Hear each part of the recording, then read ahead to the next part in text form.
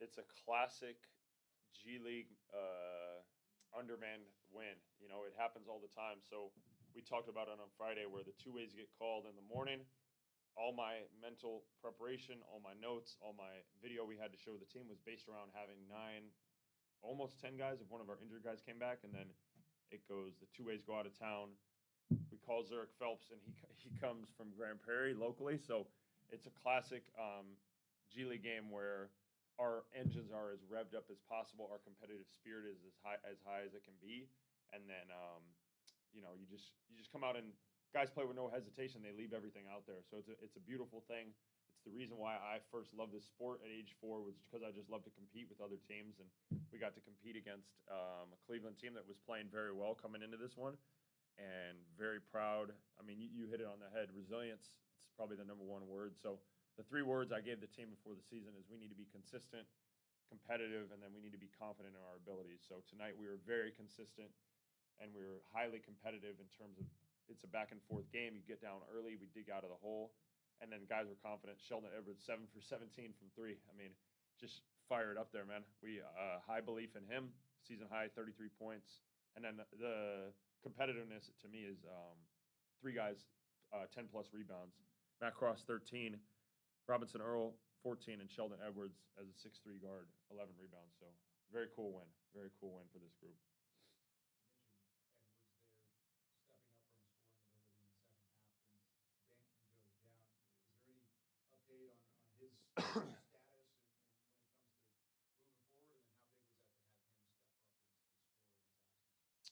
Yeah, I will defer to medical on that one. Have not gotten a full read on what is up with him, but he was definitely not good to go for the second half. So we'll see.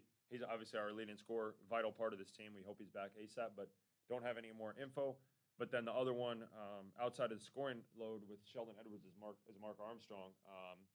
It wasn't necessarily perfect, wasn't necessarily pretty.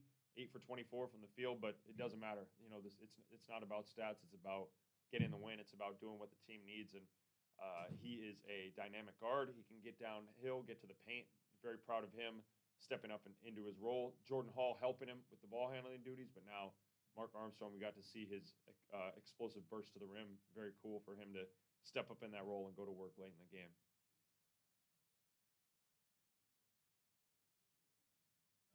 Hi, Coach. Jim Kaiser, season ticket holder for about 13 years.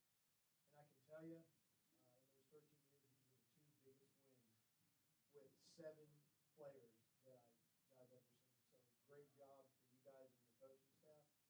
I guess my question was, how do you keep these guys motivated when they know there's 6, 7 people playing a rotation? How do you keep them motivated as a coach and still do what you've got to do as far as keep an eye on the game and everything? It seems like it's tough. It's difficult because you always, when you have a full roster, we've had 11 guys available. We even had when Nemhard was here, I think we had 12 guys available. So it's always nice knowing you have backups down the line. And sometimes when you look over at the bench, there's more coaches than players sitting over there. But I think the biggest thing, and I always try to keep it in perspective again because my career has originated in the NBA, so it's always next man up because I've been with the Mavs when superstars have been out, and now it's the next guy's job to step up. And again, this is your profession. The profession is to come and compete every day, regardless of who is out there. So I try to always keep it in perspective that we love to play, we love to compete, I love to coach, but at the end of the day, this is our profession and our duty. We have contracts signed to compete at the highest level. So I challenge them, be professionals. Be professionals because that's what we're here to advance players' careers. I'm here to help develop the pipeline of the Mavs, but I'm also here to help guys take care of their families. So it could be a player coming from a local tryout. Maybe he's not an NBA player, but maybe he can become an overseas player, make $500,000, make $750,000, and now you've used the Legends as a great platform for what you're trying to do. So just coming out and understanding the urgency you have to come out with and the competitive spirit every night because it's your job is what I encourage the players to do, and it's cool to see guys step up in roles that they're not used to playing. So and securing the win. Coach Kerry Shock, season. Sorry, it's my mother calling. What can I say? Perfect. Kerry Shock, season ticket holder. I have no idea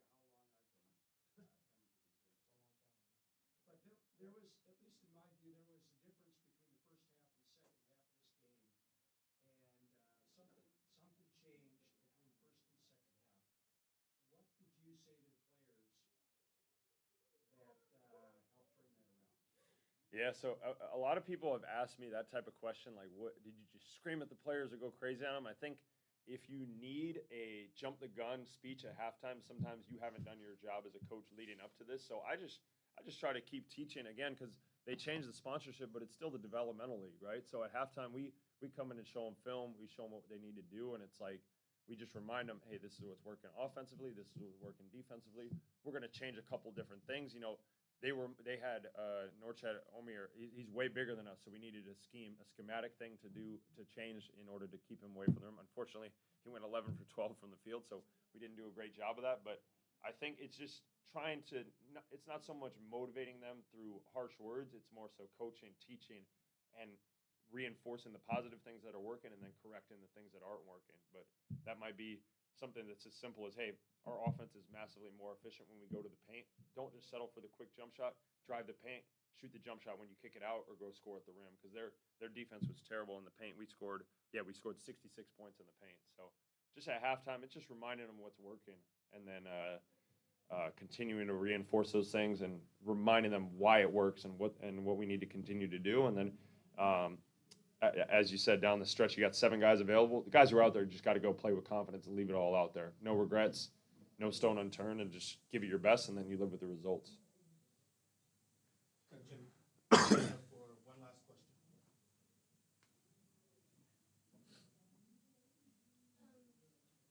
How old were you when you started playing basketball? Oh, I was 4 years old. That's a great question. I was 4 years old when I started playing basketball, and I loved it because it was just my chance to test myself against the opponent. Can I be better than that team? Can I come out on top of that team? And it's like just an addiction. Here I am, 33 years old, 29 years later, still trying to come out on top of the other team. And it's fun to do it as a group, though. It's fun to be a part of something bigger than yourself, and that's why I love to coach.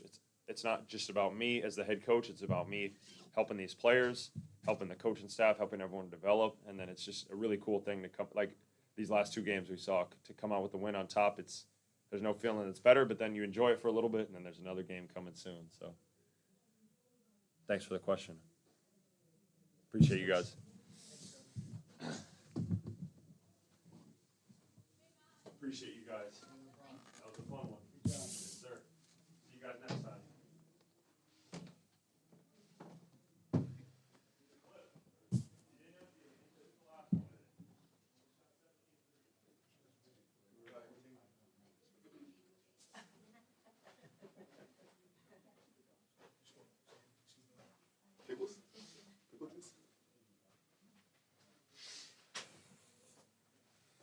All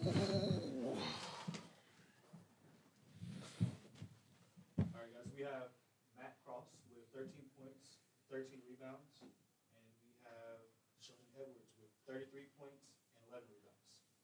Great job. Appreciate it.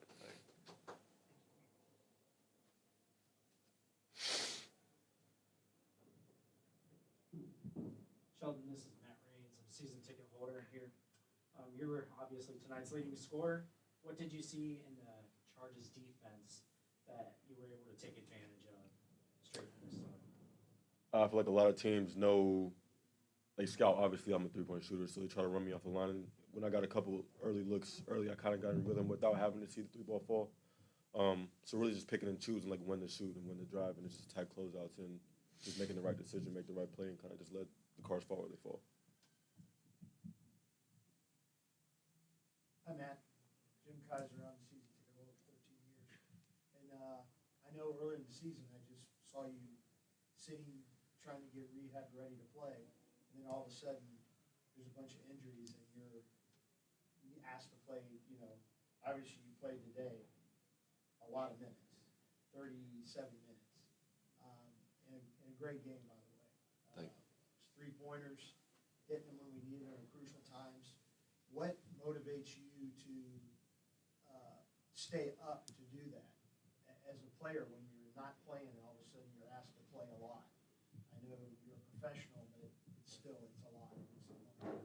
Yeah, just kind of thankful for the whole staff and the legends just staying with me, helping me rehab and get back, and giving me the opportunity to have a few games to get back because, the first few games were rough trying to get back in. Just try to rebound these guys, the scorers misses when they do miss, and just try to do the dirty work. I kind of embraced that role. Just battle down low and always be prepared when I am open to try to hit a shot when these guys are, getting doubled and all that stuff. You did a great job. Like, Kyle Yeoman's Legends TV. You talked about embracing that gritty role. I saw as you walked in, you had 2 ice packs on your knees. You had 2 straight battles against a really good Cleveland team that was physical and pain. I mean, how much did that test you over the last 2 games, and how much do you feel like you've grown just this week?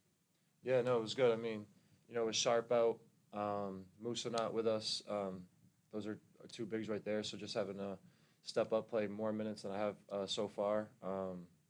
It was good for me, getting those minutes to get my legs under me after injury. And, it's just you got to do what's asked for you. Even if you're playing guys bigger than you, you got to go in there and battle and kind of just do what the coaches tell you. Play your role in the team.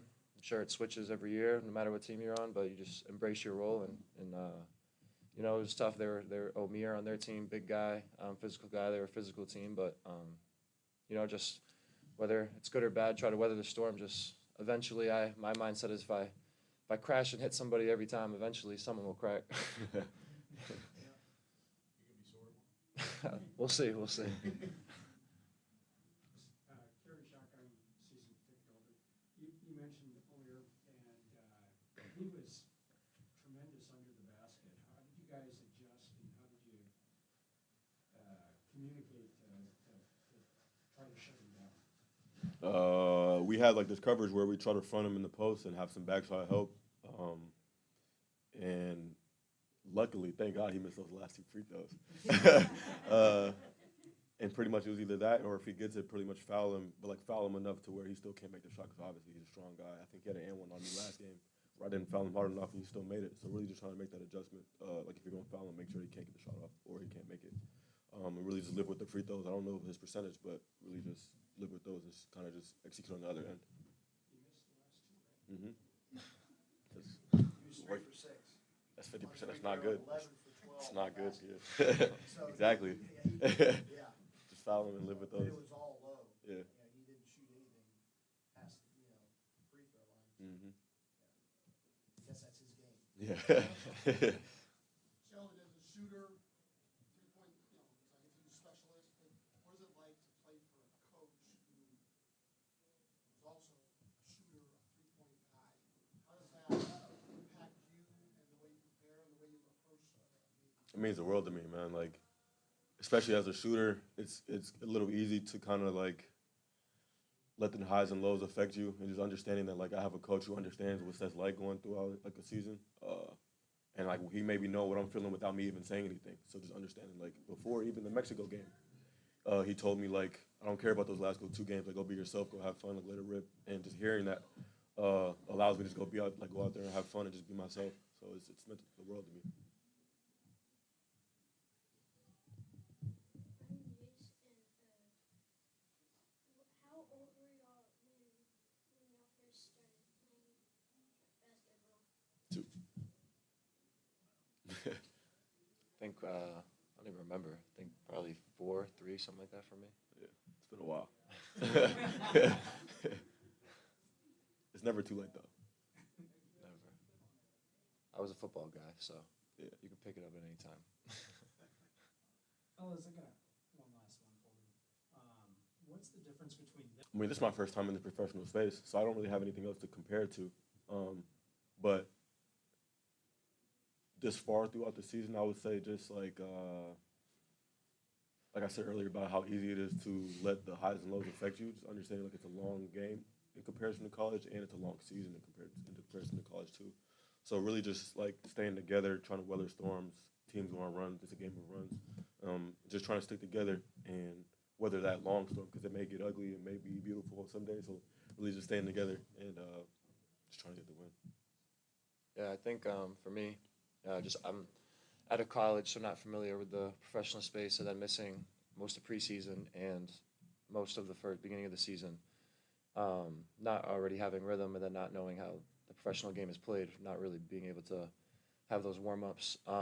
We just had a lot of older guys on our team that have been doing it, just always telling me through the first games, like, you just got to play through it, keep playing hard, just keep battling, and you'll break that ice. So just when I'm in my dumps at the beginning, like trying to figure it out, coming back and having to get thrown in a fire, just them constantly being like, you're good, you're good. It's big. You don't always see that in a lot of locker rooms. We have enough time for one last question. You guys got two crucial wins this weekend.